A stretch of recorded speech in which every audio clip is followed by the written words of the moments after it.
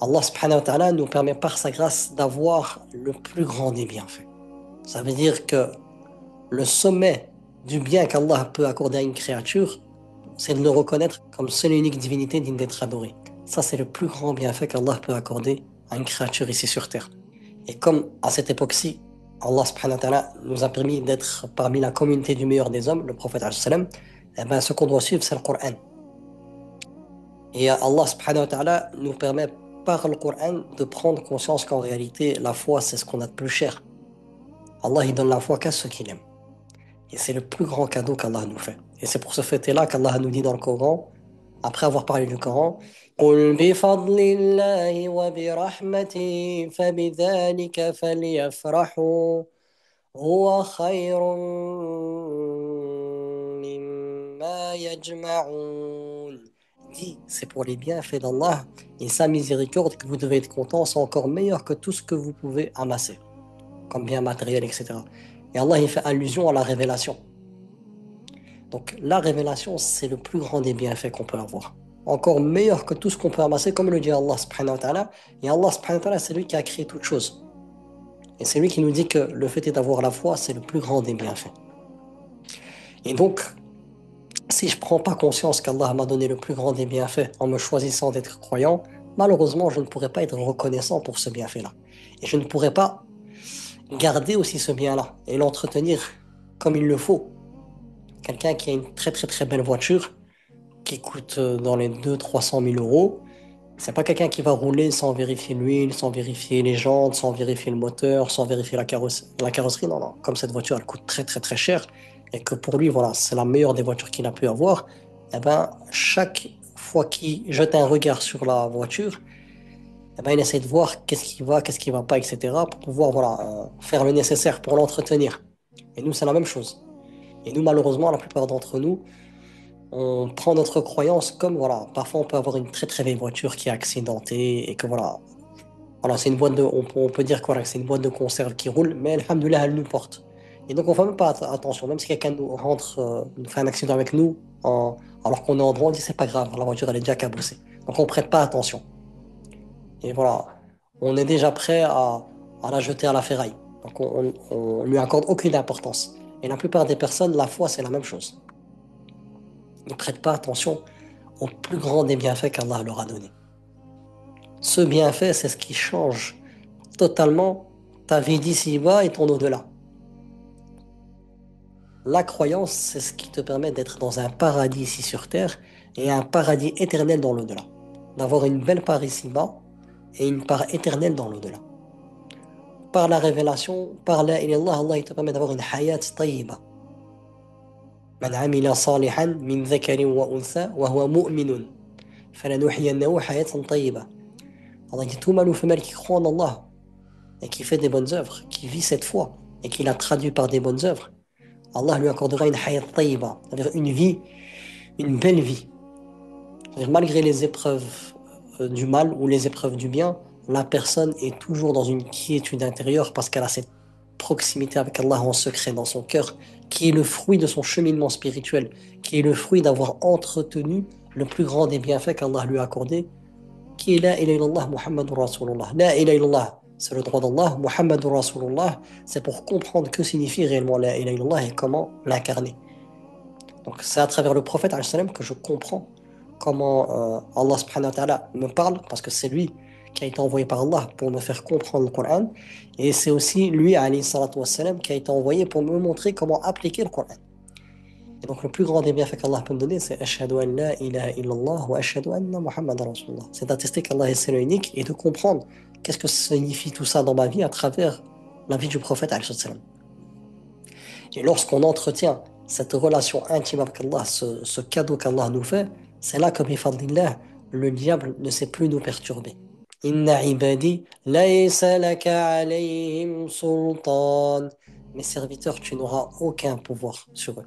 Et aujourd'hui, j'ai pu avoir deux accompagnements où je peux voir, alhamdoulilah, par la grâce d'Allah subhanahu wa ta'ala, les stratégies du diable, à travers les diagnostics que je peux faire avec les personnes et à travers ce qu'Allah subhanahu wa ta'ala me donne comme clarté dans la révélation, notamment le rôle de Iblis, de Shaitan, des Shayatines, comment fonctionne l'OSOS, comment fonctionne l'être humain, etc., etc., les responsabilités individuelles de chaque être humain. Après, voilà, la plupart des personnes n'entretiennent pas cette relation avec Rabbi. Ce la ilaha illallah, ils ne l'entretiennent pas en étant dans ce qu'Allah veut et en suivant la chronologie qu'Allah nous a donnée à travers la vie du prophète alayhi salam, pour notre spiritualité. Et après, ils se retrouvent perdus. Mais alhamdulillah, Allah est toujours présent. Et on a vu dans l'unité d'Allah dans sa seigneurie et la troisième sous-catégorie, l'unité d'Allah dans sa gestion, Allah nous éprouve par des épreuves éducatives pour nous ramener. Comme on n'a pas bien entretenu cette foi, cette spiritualité, Allah nous éprouve pour qu'on puisse reprendre les choses en main par sa permission et l'entretenir. Et le meilleur entretien qu'on peut faire de notre foi, c'est de revenir à ce que nos savants disent parce que c'est les héritiers des prophètes. Et le meilleur moyen de pouvoir entretenir sa foi, la ilaha illallah, son paradis ici sur terre et la clé du paradis de l'au-delà, c'est les 7 conditions de la ilaha illallah.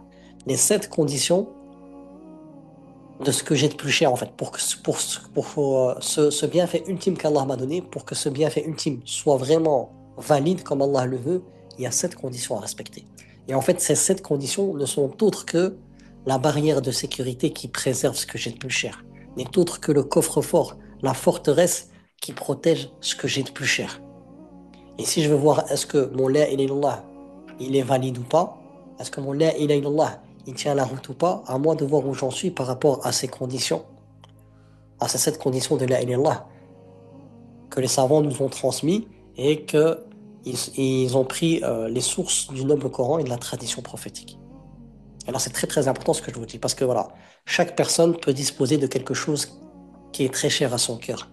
Et comme cette chose est très chère à son cœur, elle ne va pas les mettre dans un endroit où quelqu'un peut prendre cette chose-là ou même juste la voir et l'abîmer, etc. Donc elle va la mettre vraiment dans un lieu sûr. Des personnes qui ont des belles montres, ils vont les cacher dans une boîte en velours, etc. Et ils vont les cacher dans un coffre, etc. Quelqu'un qui a des bijoux aussi, il va les mettre dans une boîte et dans un coffre, etc. Quelqu'un qui a beaucoup d'argent, il va les cacher dans un endroit où personne ne peut les trouver. Ainsi de suite. Tout ce qu'on a de cher, on essaye de le protéger par des moyens qu'Allah nous donne. Et là, pour protéger ce qu'on a de plus cher, ça veut dire qu'il n'y a pas quelque chose de plus important que, que ma foi, en fait. Et donc, de ce fait, si la chose la plus importante pour moi, c'est ma foi, eh ben, je dois absolument la mettre en sécurité. Et Allah, c'est lui Al-Hafid, c'est lui le protecteur. Mais il nous a donné la procédure pour être protégé. Et notamment dans sa foi, pour préserver sa foi. Car j'ai pu voir, voilà, hier, en dormant, j'ai pu voir une personne, je ne veux pas citer le nom, je ne suis pas là pour parler de certaines personnes, je parle en général, rien n'est acquis pour personne. Plusieurs personnes voilà, prêchaient, la ilaha illallah, prêchaient, etc. Puis à la fin, voilà, ils sont devenus, voilà, ils prônent l'apostasie en essayant de camoufler ça dans un islam spirituel, etc., en dehors du dogme, etc., alors que non. Et là, on revient aux conditions de la ilaha illallah. Parmi une des conditions d'Allah, c'est se soumettre au dogme qu'Allah subhanahu wa ta'ala t'a donné. Parce qu'Allah, c'est lui qui sait où se trouve le bien. C'est lui Al-Bar, le bienfaisant, et c'est lui qui nous dit que le Coran nous invite au bien. Ya ayyuhan nas qad ja'atkum maw'idatun min rabbikum. Le maw'ida, c'est un appel au bien.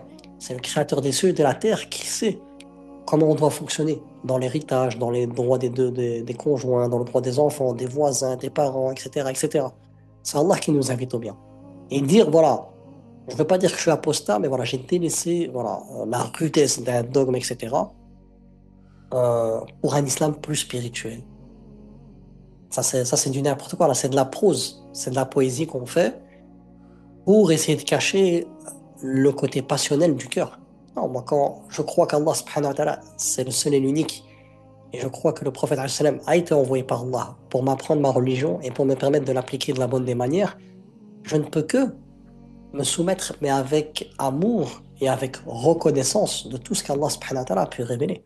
Parce que tout ce qu'Allah subhanahu wa ta'ala a pu m'ordonner dans la révélation, à travers le noble Coran ou son messager, alayhi salatu wassalam, ce n'est qu'en ma faveur en fait. Ce n'est que pour me mener à l'apogée du bien. Inna hadha al-Qur'an yahdi lillati aqwam.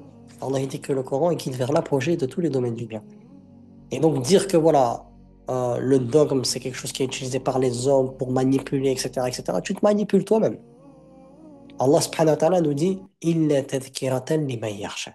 Le Coran, il est bénéfique que pour les personnes qui font preuve de khashia. Quelqu'un qui a le khashia, même s'il y a des... J'en ai parlé mardi pour ceux qui ont pu assister à l'invitation, où j'ai parlé des personnes qui utilisent la religion pour manipuler les gens.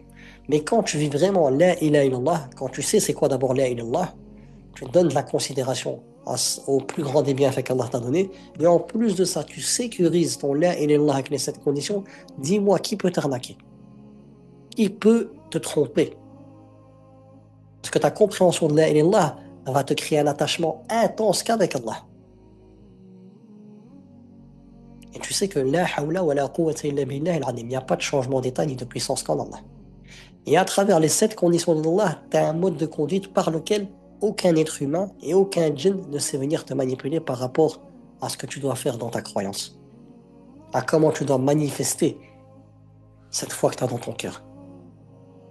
Donc venir avec un discours comme ça, qu'Allah lui accorde la guidance, hein, voilà. On a encore envie et voilà. Venir avec un discours comme ça pour essayer de tromper les gens, alors que voilà, même là on voit que voilà, la science elle suffit pas. Parce que dans les 7 conditions de la ilaha, il y a la science, la certitude, l'acceptation, la soumission, la sincérité, la véracité et l'amour. C'est 7 conditions qui ont un lien avec la ilaha. Et la ilaha c'est les 3 fondements. Donc je ne pourrais pas comprendre les 7 conditions si je ne comprends pas les 3 fondements. Parce que c'est le savoir des 3 fondements. C'est la certitude dans les 3 fondements.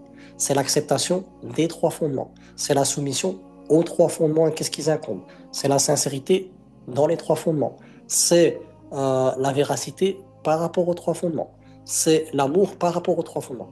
Et donc si je sais pas c'est quoi l'unité d'Allah dans sa seigneurie, l'unité d'Allah dans sa divinité, l'unité d'Allah dans ses noms et attributs, je ne pourrais pas, je ne pourrais pas avoir cette protection en fait. Elle va servir à rien. C'est comme quelqu'un voilà, qui a un coffre-fort qui coûte très très très cher, mais il n'y a rien dedans. À quoi bon? C'est ce qu'il y a dans le coffre qui donne de la valeur au coffre en fait. C'est ce qu'il y a dans la forteresse qui donne de la valeur à la forteresse. Et là c'est important. Pourquoi je vous dis ça? Parce que voilà, la personne dont je vous parle, qu'Allah puisse la guider, et je suis pas dans le jugement, je suis juste dans le constat. Le cœur, il n'appartient qu'à Allah. Et là je reviens au tawhid de la sonnerie, c'est Allah subhanahu wa ta'ala qui nous a créés, c'est Allah qui gère toutes choses, c'est Allah qui planifie toutes choses. Donc voilà, c'est une créature d'Allah, c'est Allah qui gère ce qui est au fond de son cœur. Et moi, il m'est interdit de juger le cœur de quelqu'un. Mais on peut constater les paroles qu'on peut dire qui sont à l'encontre de ce que le prophète sallam, nous a transmis, qui sont à l'encontre de ce qu'Allah subhanahu wa ta'ala dit dans le Coran. Ça, c'est un constat que je fais. Mais le cœur, il n'est pas entre nos mains. C'est pour vous dire voilà, que rien n'est joué. Même pour moi, rien n'est joué.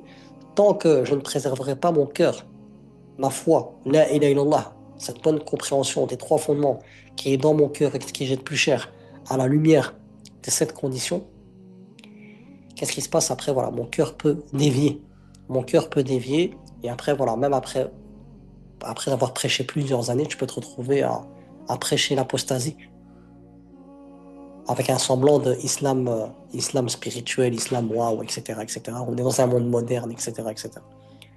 Alors que non, cette religion, elle a rien besoin de plus et elle a rien besoin de moins. Il y a tout dedans. Allah a même dit au prophète, j'ai terminé pour toi la religion. Allah subhanahu wa ta'ala a clôturé pour nous la religion à l'époque du prophète alayhi salam.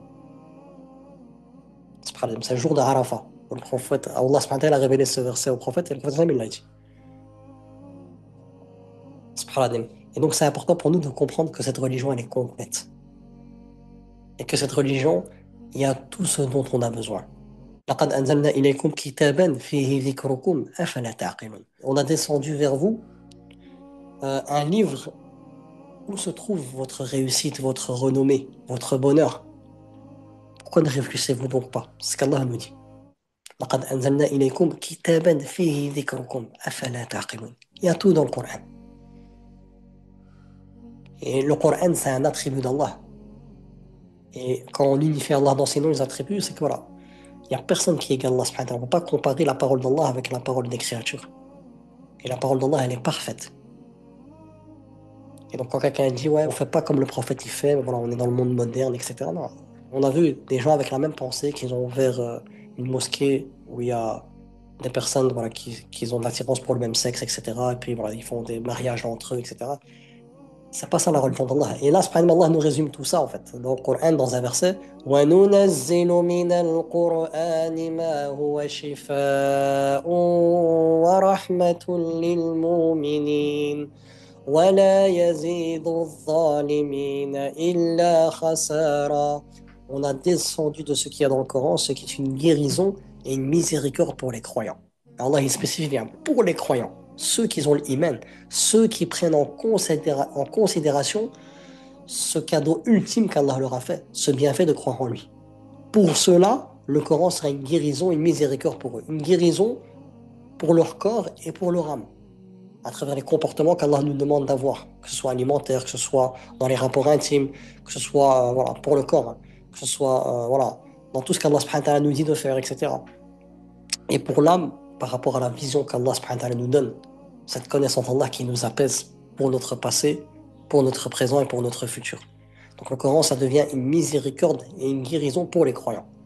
Mais Allah il dit وَلَا يَزِيدُ الظَّالِمِينَ إِلَّا خَسَارًا. Ceux qui sont injustes, qui viennent avec une posture hautaine, et pas avec khashya, pas avec humilité profonde, pas avec vénération, pas avec amour vers Allah subhanahu wa ta'ala, qu'est-ce qui se passe? Après Allah il dit وَلَا يَزِيدُ الظَّالِمِينَ إِلَّا خَسَارًا. Le Coran il ne pousse qu'à leur perdition. Pourquoi? Parce qu'ils viennent avec une intention qui n'est pas noble, qui n'est pas pure. Ils ne viennent pas avec un cœur avec plein d'humilité, de soumission totale à Rabbi. Donc qu'est-ce qui se passe? C'est que le Coran il va faire un effet inverse sur eux. Pourquoi? Parce que c'est leur responsabilité de venir vers la parole du Créateur des cieux et de la terre avec humilité profonde.